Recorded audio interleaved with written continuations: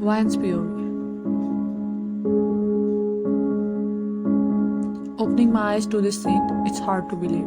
How can he do something like this? Right now, I'm sitting in the corner of the cave, keeping my legs close to my chest, and I can't help but cry.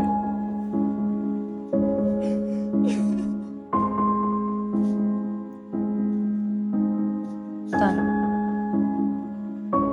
He's sitting in the other corner like a lifeless body and continuously staring at me, making me cry even harder. Will you listen to me for once? I hate you. Sobs.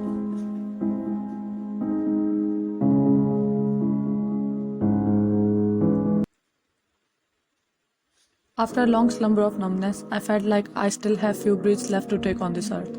After what seemed like an eternity of trying, I opened my eyes and a moan escaped my lips.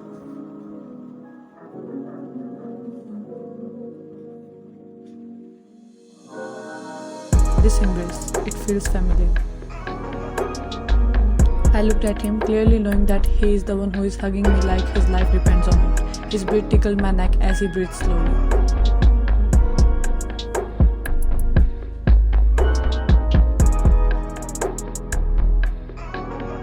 I rolled my eyes around, wondering how this man had discovered our cave.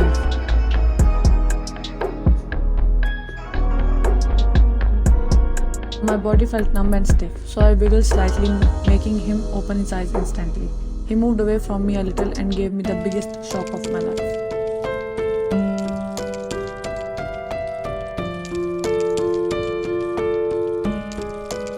Where are my clothes? And his too. We were just in our undergarments. I looked at him in disbelief and he just wrapped a blanket around me while avoiding eye contact with me and started wearing his clothes that were lying around.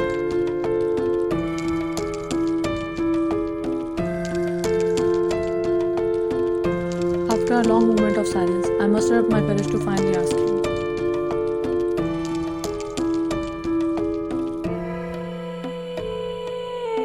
You did the typical thing, didn't you? Tears welling up in her eyes. What are you talking about? Confusedly asked, still wearing his clothes.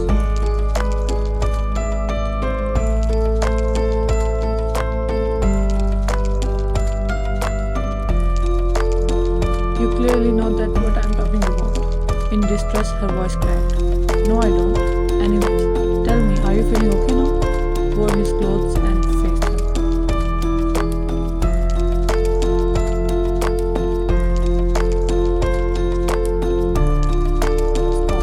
No, I'm feeling miserable.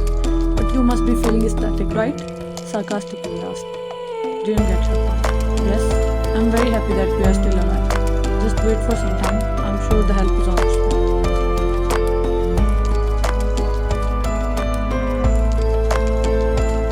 He murmured this as he approached her stunned figure, but as she saw him approaching her, she let out a squeal and frantically tried to move backwards.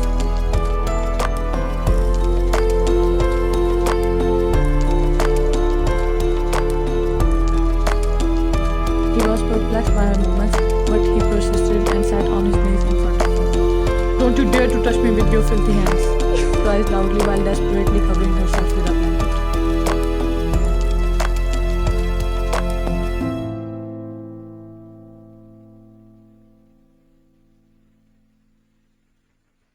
I was taken aback. He looked at his hands and then at her. She hated crying, and yet here she was wailing. What happened to her?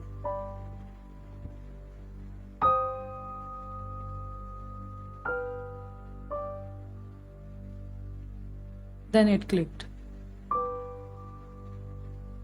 She is thinking that Tae did it with her.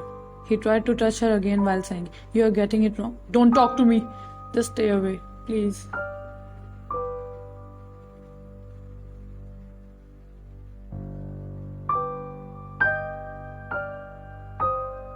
She completely refused to listen to him. He approached her again, but she pushed him hard by his chest, making him fall back. Now Tae was losing his patience. He clenched his jaws and stormed toward her.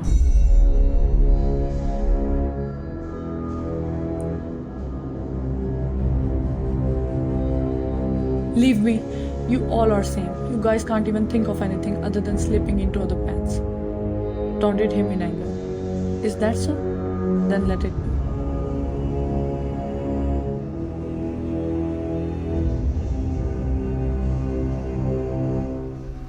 I harshly yanked the blanket away and uncovered her, paying deaf ears to her shouts and fighting.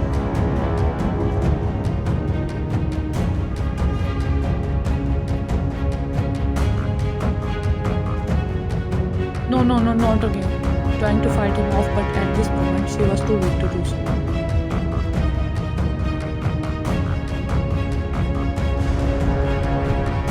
Tai still continued his work and forcefully made her wear her clothes.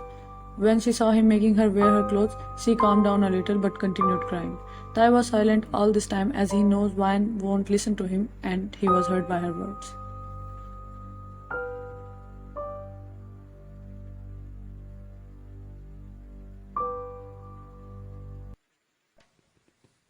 My sobs were echoing in the cave, and it was getting hard to breathe as I was choking on my tears. I raised my head and turned to face him.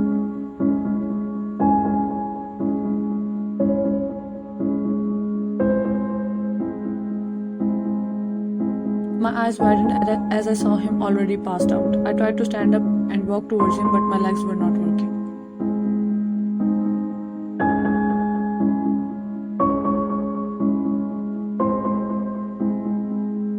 I panicked, but at the right moment, someone tore the heavy fabric from outside that I had used to close the cave. Someone came running towards me and hugged me tightly. My racing heartbeat calmed down after hearing his voice.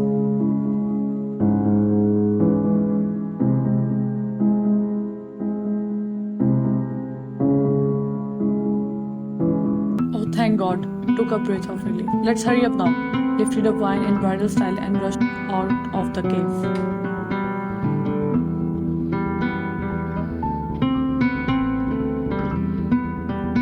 I find myself losing my senses again, which could be due to lack of oxygen at this altitude or due to relief or simply from tension.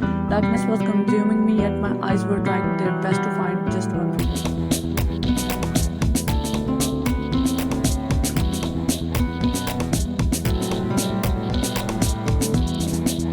I looked over Jungkook's shoulder and saw Jim and another rescue team man carrying an unconscious bag. Die, whispered and completely passed out.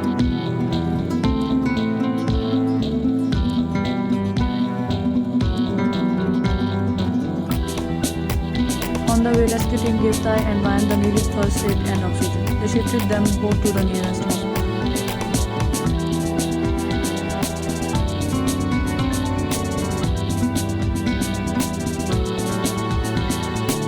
Next, they transferred Tai and Wine to the Souls Hospital. Their condition was not still stable due to severe after effects, but both of them were out of danger.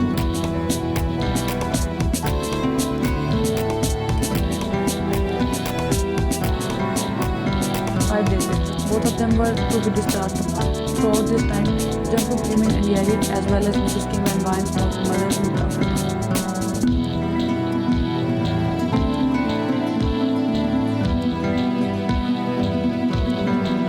All this time, Tai and Wine had not spoken or faced each other as they were admitted in different rooms.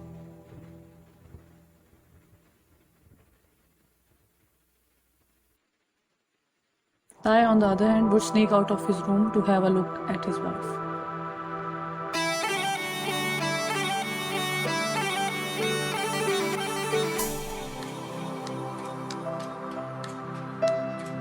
One night, Tai was following his routine of sneaking out and watched his wife through the mirror door.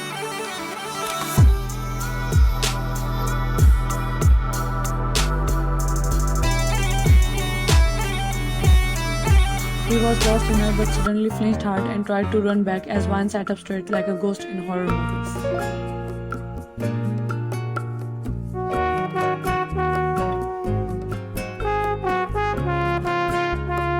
He tried to run but fell hard since he forgot that he was using a cane to walk. Still, he stood up immediately and quickly walked towards his room while limping and groaning a little.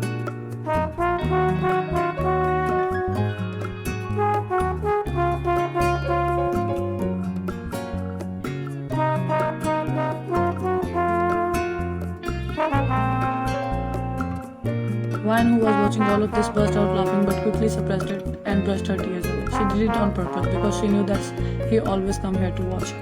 About what Tai did in the cave, she was still confused about it.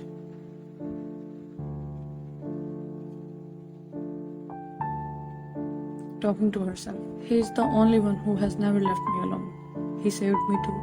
He never hurt me. If he did that thing, it means that he did not had any other option.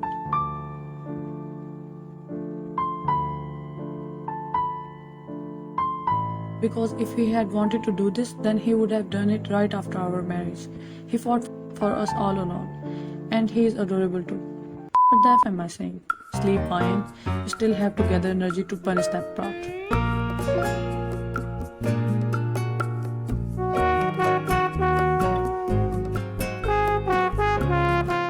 Next day. Finally, Tae and Wine were discharged. Tae didn't talk to Wine as he was still giving her space, and Wine was giving him the silent treatment.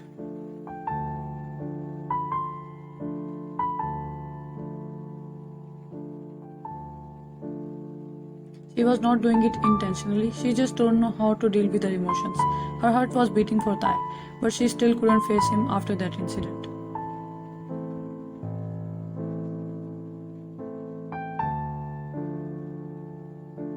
Moreover, she couldn't believe that she is in love with her childhood enemy, so she was ignoring him, oblivious to what her ignorance was doing to him.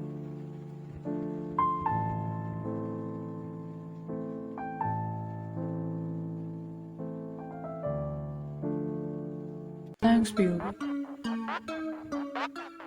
I, once again, found myself in this dark basement, getting familiar with my old hobbies, hurting the ones who hurt me.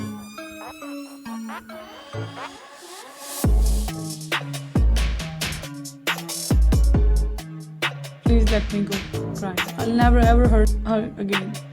Right, you'll never hurt her again, because you won't be able to.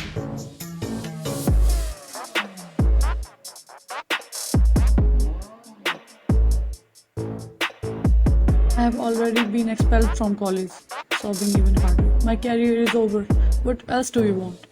Peace, which I get when I do the worst to those who hurt my mind. Smiles.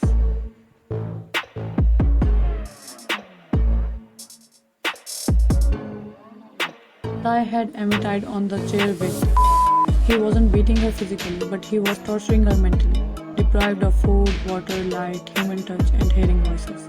None other than rats, squeaks, and ghostly whispers.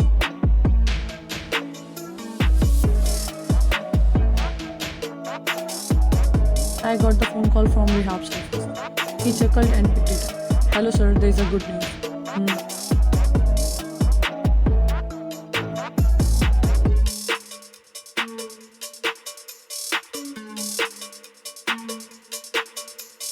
Patient Kangda is having a fast recovery from his.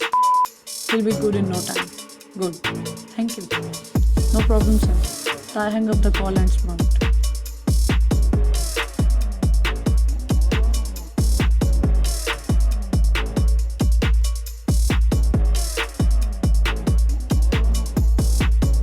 You are one lucky bastard that you are her brother.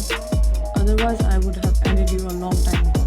Put his phone in his pocket and exited the basement.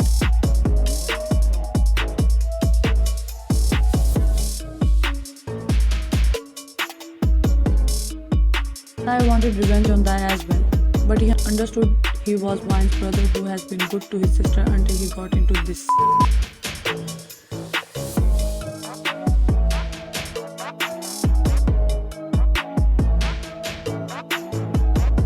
That's why Tae only gave him a good amount of beating before getting him admitted to the rehab center to help him out of his addiction.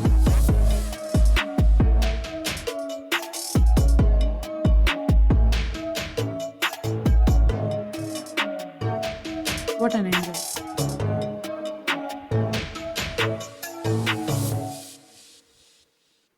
At home, Tae headed to their room to get some rest. Wine was not home as she went to college.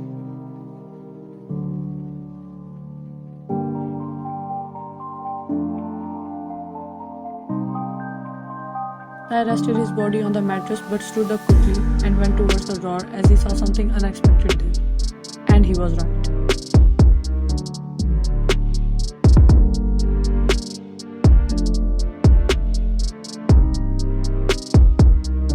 Their wedding ring. The black diamond one, which was his only mark on Wine.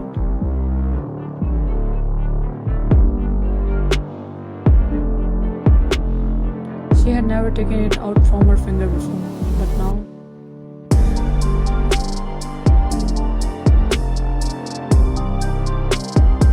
then it hit him. She's not talking to him, utterly ignoring his presence. And now this ring. She also mentioned divorce once. She hated his touch as well. And that day when she thought that he did that with her, she cried like never before.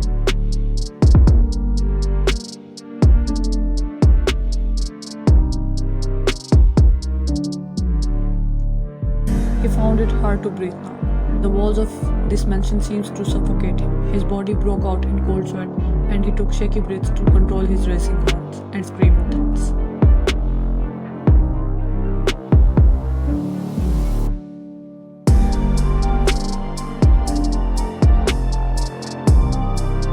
Without thinking rationally, he grabbed a pen and paper from the drawer and wrote something on it before rushing out of